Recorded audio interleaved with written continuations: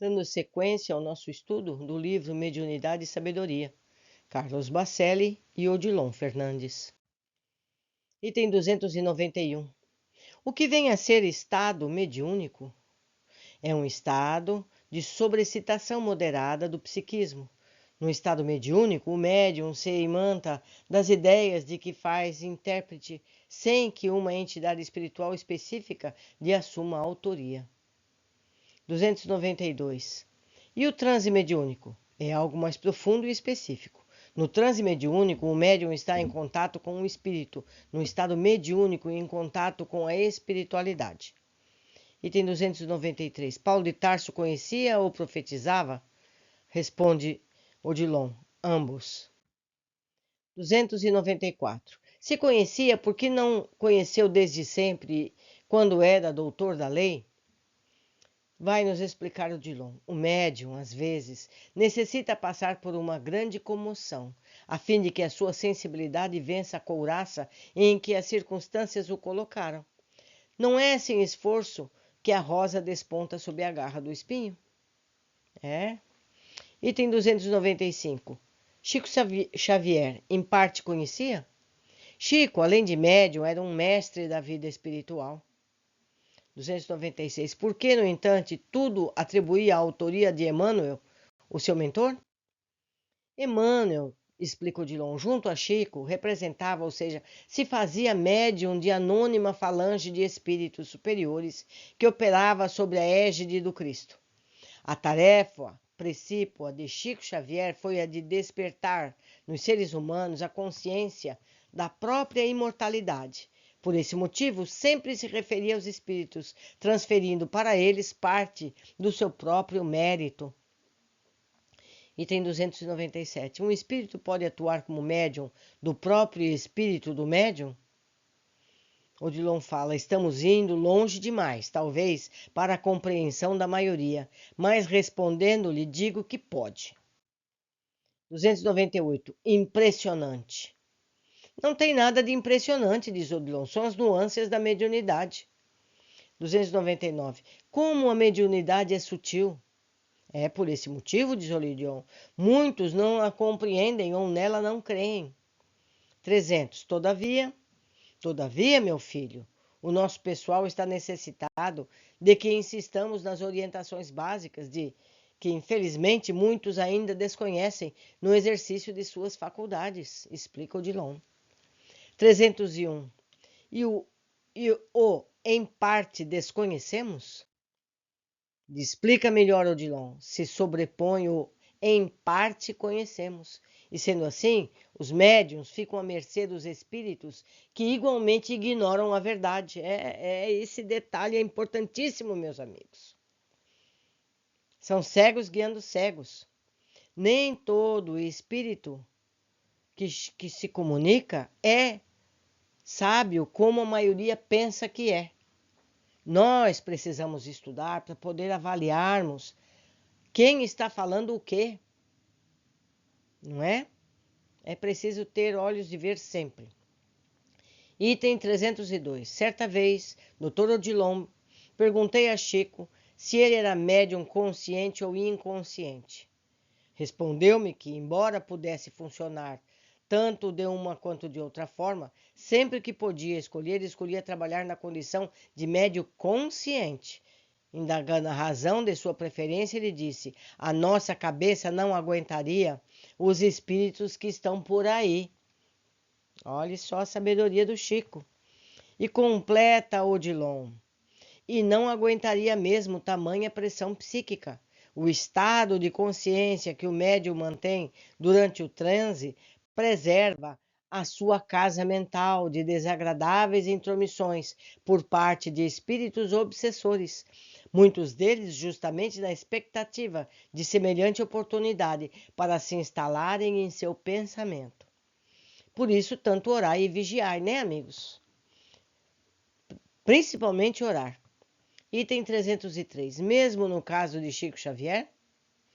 Meu filho, responde Odilon, as trevas tramam constantemente contra a luz. Chico não estava isento. Recordemo-nos de Judas, um dos escolhidos pelo Mestre, sucumbiu à sua persistente influência. 304. Então, é até providencial que o grau de inconsciência mediúnica nos médiuns não seja maior? Exatamente, diz Odilon. A lucidez, por assim dizer, é a guardiã da integridade intelectual dos médiuns. Não permanecem vigilantes às portas de sua cidadela psíquica. Os médiuns, em nossa atual conjuntura evolutiva, seriam presas fáceis da obsessão. 305. A mediunidade em nosso estágio evolutivo está completamente isenta de influência obsessiva? Não, diz Odilon. Só Jesus passou pela terra absolutamente indene de assédio do mal, à semelhança do lírio que, desabrochando no charco, não se deixa macular. 306. Em qualquer contato mediúnico, através de qualquer medianeiro, sim, diz Odilon, pode acontecer interferência de caráter negativo, que não obstante não invalida o comunicado em seu todo. O trigo quase sempre necessita ser joerado. 307. O Espiritismo é, por assim dizer, uma doutrina tão recente, fica difícil admitir que seja alvo da perseguição de espíritos desafetos à causa. Nos responde Odilon. Não duvide, pois, os espíritos que combatem a doutrina sabem o perigo que ela representa para a hegemonia espiritual que pretende manter julgo à humanidade. Digo-lhe mais, o espiritismo, na revivência do Evangelho, tem sido objeto de uma trama organizada, que principalmente se concentra sobre os médiuns que o representam com o intuito de ridicularizá-lo. Mais uma vez, meus amigos, a importância do Evangelho no centro espírita, especialmente nos trabalhos mediúnicos, porque isso é o escudo que defende a maioria. Item 308. O que pede a doutrina contra as religiões dominantes? O que pode a doutrina contra as religiões dominantes? E diz o Odilon, o que podia o cristianismo nascente contra o paganismo? É isso. 309. As ideias espíritas? Diz Odilon, estão em toda parte, na origem de quase todas as religiões tradicionais, à espera que sejam reavivadas. Toda religião é mediúnica. Os interesses humanos é que foram deturpando-as e asfixiando-as em seu contato com o mais além. 310. A missão precípua do Espiritismo? Diz Odilon, é de manter viva no mundo a chama do Evangelho, porque a verdade é que, sem o amai-vos uns aos outros, toda religião não passa de um sistema de crença que não concorre para o progresso moral da criatura encarnada. 311. Poderíamos dizer que em toda religião existe algo de espiritismo? Sim, diz Odilon, porque os fundamentos básicos da verdade são sempre os mesmos em todas as religiões, que transitoriamente, numa e noutra, podem ter sido eclipsados. A unidade da fé há de fazer através da unidade do Evangelho.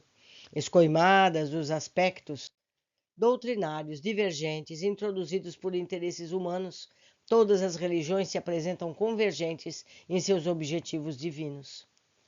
312. O Espiritismo se tornará uma crença universal através do Espiritismo existente em cada religião? Ser-nos-ia lícito pensar assim? Odilon diz, acredite, tal fato acontecerá mais depressa do que se imagina. Observe, a própria ciência materialista vem se espiritualizando, ou seja, se identificando naturalmente com os princípios que a doutrina propaga.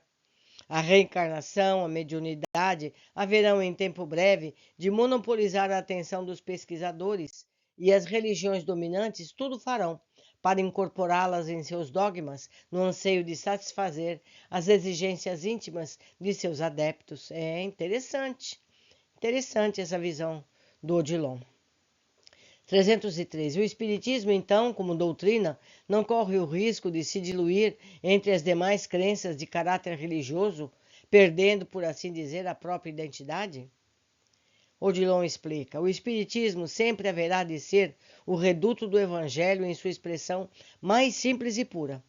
Quando a terceira revelação lograr que todos se façam cristãos, aceitando a Jesus Cristo na condição de Mestre e Senhor, será cumprida com sua razão de ser entre os seres humanos. 314. É justo que o movimento espírita se organize? Que se organize sim, diz Odilon, que se formalize e hierarquize não. O excesso de formalidade do movimento há de sufocar a espontaneidade com que a mensagem necessita se espalhar. Torna-se indispensável extremo bom senso para que as lideranças, agindo, é óbvio, de boa fé, não prestem um desserviço à causa, corroborando, sem perceberem, a intenção dos adversários visíveis e invisíveis de obstruírem o seu avanço. 315. A mediunidade, Dr. Odilon, pela sutileza da ação dos espíritos, pode ser um instrumento de perturbação para determinado grupo? Responde Odilon, sim, e que do grupo pode se estender com mais graves e sérias repercussões, fascinando companheiros com o objetivo de escandalizar opiniões e de suscitar controvérsias em prejuízo das tarefas promissoras. 316. Voltando à questão do estado de maior ou menor consciência do médium, o espírito que se comunica sempre anela se identificar? Diz Odilon, apenas quando, por um motivo ou outro, deseja ser reconhecido por aqueles com os quais se coloca em contato. Ao espírito, repetimos, que o interesse é a transmissão de ideias, à medida que progride questões relacionadas à sua personalidade, como, por exemplo, nome, traços fisionômicos e outros elementos de identificação humana, não tem mais sentido para ele. 317. Haverá um momento em que, embora antagônicos, o estado de inconsciência ou de consciência mediúnica se confundam? Odilon explica. A pergunta é interessante. De fato, a plena identificação de um espírito com o médium, embora este último preserve a lucidez intelectual, é, por assim dizer, um estado superior de consciência mediúnica. Item 318. O senhor poderia desenvolver mais o assunto? Diz Odilon, quando a sintonia entre o espírito e médium se refina ou se faz natural, misturando o psiquismo de um e de outro, torna-se difícil para o próprio médium saber onde termina o seu pensamento e onde começa a do espírito que o mediuniza. 319. Poderíamos então afirmar que os três estados, inconsciência, semiconsciência e consciência, não têm linhas bem demarcadas entre si. Sim, já o dissemos antes, às vezes, em um mesmo transe mediúnico, os diferentes estados de lucidez coexistem. A rigor, não há um só medianeiro que opere totalmente em uma das três condições referidas. 320. Aconteceria por vezes o espírito não saber onde termina o seu pensamento e começa o do médium? Sim, é óbvio, diz Odilon. Mediunidade é colaboração mútua, integração psíquica, parceria, corresponsabilidade. Interessante esse estudo que estamos fazendo. A cada novo capítulo, mais aprendemos.